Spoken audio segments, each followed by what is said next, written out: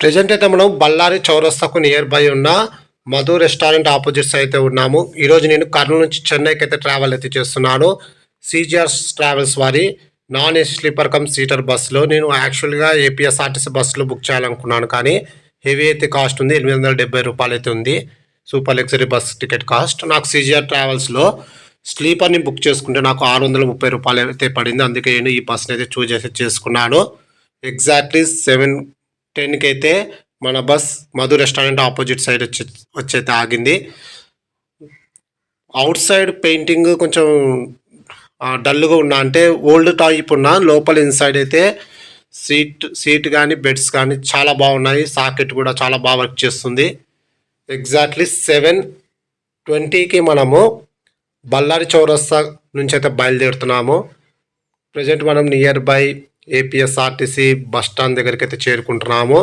Actually 7:45కి అయితే బయలుదేరుతుంది మన బస్ బళ్ళారి చౌరస్తా నుంచి. బట్ ప్యాసింజర్స్ అంతా కూడా కొంతమంది తిరుపతి నుంచి అయితే ఉన్నారు, కొంతమంది కడప నుంచి అయితే ఉన్నారు. కర్నూలు నుంచి నాతో పాటు 4 ప్యాసింజర్స్ 7:15 కల్లా రావడంతో వెంటనే అయితే బస్ అయితే స్టార్ట్ అయితే చేశారు. ప్రజెంట్ అయితే మనము APSRTC bus stand out side అయితే ఉన్నాము.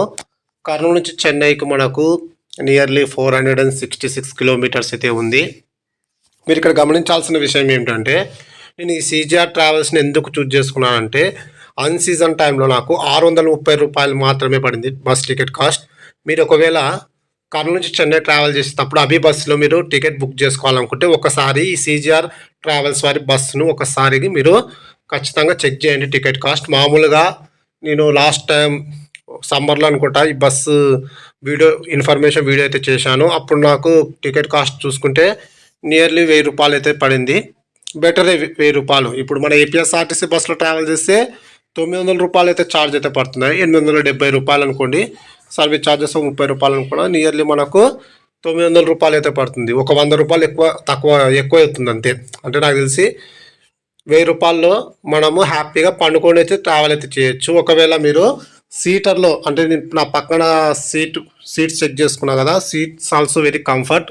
టికెట్ కాస్ట్ 550 రూపాయలే, అంటే 80 రూపాయలు ఎక్కువ స్లీపర్కి అంతే.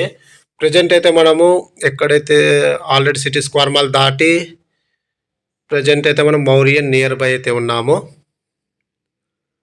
నైట్ పూట కాబట్టి మ్యాక్సిమం నేను అన్ని కవర్ చేయడానికి అయితే ట్రై అయితే చేస్తాను. ఈ బస్సు ఎలా వెళ్తుందంటే భయ నంద్యాల, ఆలగడ్డ, మైదుకూరు, కడప, అలాగే తిరుపతి మీదుగా అయితే చెన్నై మాధవరం బస్ టెర్మినల్ చేరుకుంటుంది. కోయంబేడుకు కూడా చేరుకుంటుంది. నేను మాధవరం బస్ టెర్మినల్ వరకు అయితే బుక్ అయితే చేసుకున్నాను. ఎగ్జాక్ట్ ఉదయం 6 గంటల లోపు అయితే వెళ్ళాలి. మరి వెళ్తుందో లేదో చూద్దాము. ప్రజెంట్ అయితే మనము సి క్యాంప్ సైడ్ అయితే వెళ్తున్నాము. ఎందుకంటే సి క్యాంప్ సైడ్ చాలామంది చెక్ పోస్ట్, ఆ సైడ్ చాలామంది ప్యాసింజర్స్ అయితే ఉన్నారని చెప్పినారు. చాలామంది అంటే సీట్స్, నా పక్కన ఉన్న సీట్స్ చాలా ఖాళీగా ఉంటే అడిగితే చాలామంది కడప నుంచి కూడా ఈ బస్కి అయితే బుకింగ్స్ అయితే ఉన్నాయంట. నంద్యాల నుంచి కూడా చెన్నై ట్రావెల్ చేసే వాళ్ళు ఈ బస్ని అయితే ఒక్కసారిగా మీరు చెక్ చేసుకోండి. ఎగ్జాక్ట్లీ 7:30కి అయితే మనం ఎక్కడ ప్రజెంట్ పుల్లారెడ్డి అంటే మనకు గవర్నమెంట్ హాస్పిటల్ ఆపోజిట్ మోర్ దగ్గరికి అయితే వచ్చేసినాము ఆల్రెడీ. మోర్ మార్కెట్ అంటే ఇక్కడ మాస్టర్ మైండ్స్ కాలేజ్ అయితే ఉంటుంది. సోనో విజన్, కర్నూలులో కూడా బ్రాండెడ్ షాప్స్ అయితే రావడం చాలా సంతోషకరం. ఇప్పుడుగా చాలా ఏళ్ళ నుంచి అయితే ఉన్నాయి. ఇదే రూట్లో మనకు కుండ బిర్యానీ అయితే దొరుకుతుంది. ఒకసారి ట్రై చేయండి ఖచ్చితంగా, చాలా బాగుంటుంది. ఒకసారి కుండ బిర్యానీ వ్లాగ్ కూడా చేయాలి, చాలామంది అడుగుతున్నారు. ఇదే నేను చెప్పిన బిర్యానీ స్పాట్. ప్రజెంట్ అయితే మనము వైట్ ఫాక్స్ లాంచ్ దగ్గర అయితే ఉన్నాము.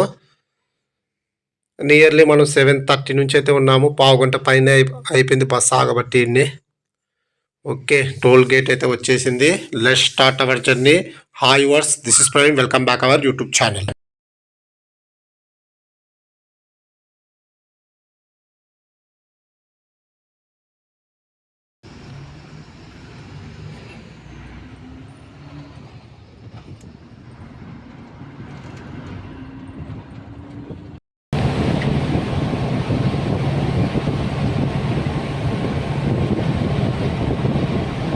నంద్యాల సిటీలో పోతుందా? సిటీలో వెళ్తాను.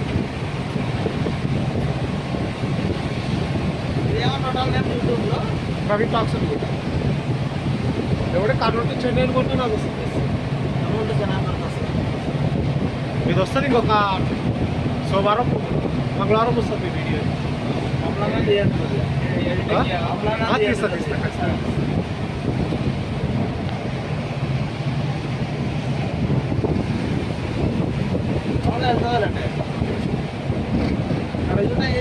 బండి సరిపోతుంది. యూటర్న్ చేస్తాము సంజూనార్ గేట్లో. అక్కడ ముందుకు వెళ్ళి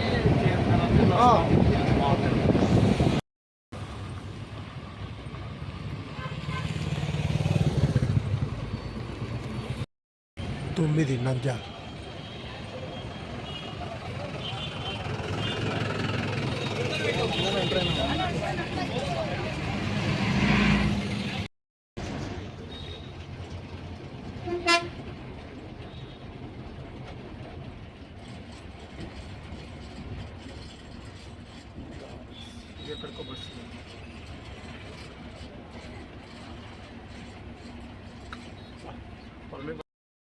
ఎగ్జాక్ట్లీ 9:05 మనము APSRTC bus stand opposite side అయితే ఉన్నాము, పెట్రోల్ బంక్ దగ్గర. ఒకవేళ నంద్యాల నుంచి చెన్నై ట్రావెల్ చేసేవాళ్ళు ఇక్కడ నుంచి మనకైతే పికప్ పాయింట్ అయితే ఉంటుంది. ఈ బీఆర్ఎస్ బస్సెస్ కూడా చాలా ఉన్నాయి, న్యూ బస్సెస్. అలాగే సీజీఆర్ ట్రావెల్స్ వారి బస్సెస్ కూడా 3 నెలల తర్వాత అయితే చేంజ్ అయితే చేస్తామని అయితే చెప్పినారు మన ప్యాసింజర్స్ అక్కడ ఉండేది. ఇంకొక విషయం ఏంటంటే ఈ బస్సుకి మనము 7:15 అయితే కర్నూలులో బయలుదేరినాం కదా, ఎక్కడ కూడా ఈ బస్సుకి అయితే స్టాప్ అయితే లేదంట డిన్నర్కి. ఇది ఒక్కటే కొంచెం డిసప్పాయింటెడ్. నేను అడిగితే వాళ్ళని డిన్నర్ స్పాట్ ఎక్కడ అంటే ఈ బస్కి అయితే డిన్నర్ స్పాట్ ఎక్కడ కూడా లేదు, ఎందుకంటే లాంగ్ జర్నీ బస్ కదా, కొంచెం ఇబ్బంది అవుతుంది డిన్నర్ స్పాట్ ఆపితే అని చెప్పినారు. ఓకే, డిన్నర్కి పెట్టింటే బాగుంటుండే ఒక 20 మినిట్స్. ఒకవేళ ఈ బస్సులో మీరు ట్రావెల్ చేయాలనుకుంటే ఖచ్చితంగా ఇంటి దగ్గరే భోజనం చేసి మరీ బయలుదేరితే బెటర్, లేదా మీరు పార్సల్ తెచ్చుకొని తింటే కూడా బెటరే. ఎగ్జాక్ట్లీ 9:10 అయితే మనము జస్ట్ ఒక 5 మినిట్స్ బ్రేక్ తర్వాత నంద్యాల నుంచి అయితే బయలుదేరుతున్నాము. Next stop Allagadda.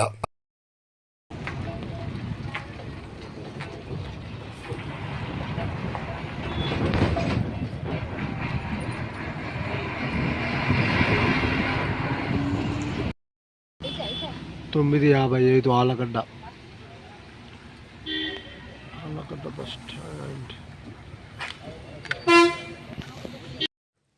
రాత్రి 9:55 అయితే మనం ఆలగడ్డ అయితే చేరుకున్నాం కదా. జస్ట్ ఒక 2 మినిట్స్ బ్రేక్ తర్వాత మన బస్ ఆలగడ్డ నుంచి అయితే బయలుదేరుతుంది. ఎందుకంటే ఆలగడ్డ బస్ స్టాండ్ దగ్గర కూడా దీనికి స్టాప్ అయితే కల్పించడం జరిగింది. ఆలగడ్డ నుంచి చెన్నై వెళ్ళే వాళ్ళకు కూడా ఇందులో రిజర్వేషన్ సౌకర్యం అయితే ఉంది. ఆలగడ్డ నుంచి మనకు ఫేమస్ టెంపుల్ అయితే ఉంది, ఏదై అహోబిలం టెంపుల్. లక్ష్మీ నరసింహస్వామి టెంపుల్ దర్శనం చేసుకునేవారు ఖచ్చితంగా ముందుగా అహోబిలం ఆలగడ్డ చేరుకుని అక్కడ నుంచి అహోబిలం అయితే చేరుకోవాలి. డైరెక్ట్గా వివిధ ప్రాంతాల నుంచి అహోబిలంకి అయితే డైరెక్ట్గా బస్సెస్ అయితే లేవు. ఖచ్చితంగా అందరూ ముందుగా ఆలగడ్డ చేరుకోవాలి, ఆలగడ్డ నుంచి అహోబిలం అయితే చేరుకోవాలి. ప్రజెంట్ అయితే మనము కడపకైతే చేరుకున్నాము. రాత్రి 11:35 అయితే కడపకైతే చేరుకున్నాము. కడపలో ఎక్కడంటే సీజీఆర్ ట్రావెల్స్ వారి ఆఫీస్ దగ్గర అయితే ఈ బస్కి అయితే స్టాప్ అయితే కల్పించడం అయితే జరిగింది. కడప నుంచి చెన్నై వెళ్ళే వాళ్ళు ఖచ్చితంగా సీజీఆర్ ట్రావెల్స్ దగ్గరికి వస్తే ఇక్కడ నుంచి మీరు ఈజీగా చెన్నై అయితే చేరుకోవచ్చు. రిజర్వేషన్ సౌకర్యం కూడా అవైలబుల్గా ఉంది. ఇక్కడే మనకు కొంచెం బ్రేక్ అయితే ఇచ్చినారు.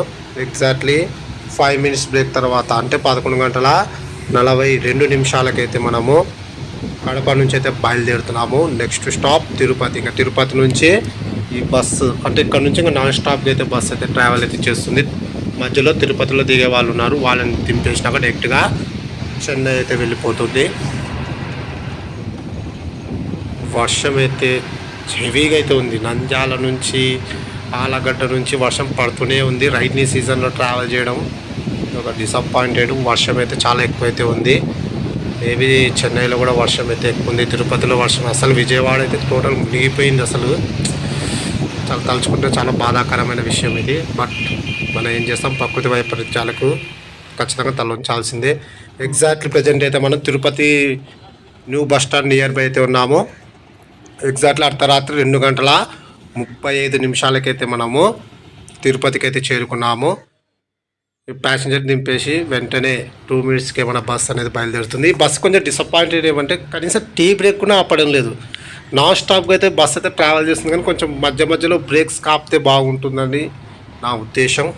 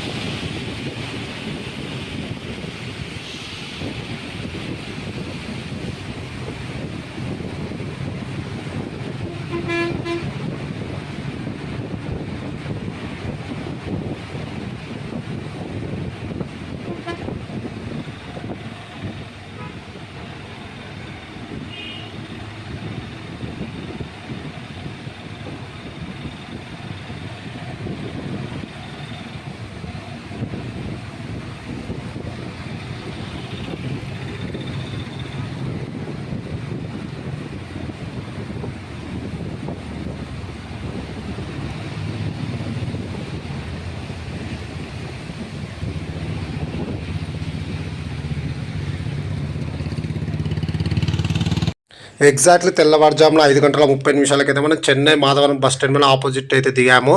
బస్ అయితే ఆపోజిట్ అయితే ఆపింది. ఎగ్జాక్ట్లీ హాఫ్ అన్ అవర్ ముందుగానే మన బస్ అయితే చేరుకుంది. Thanks for watching my video.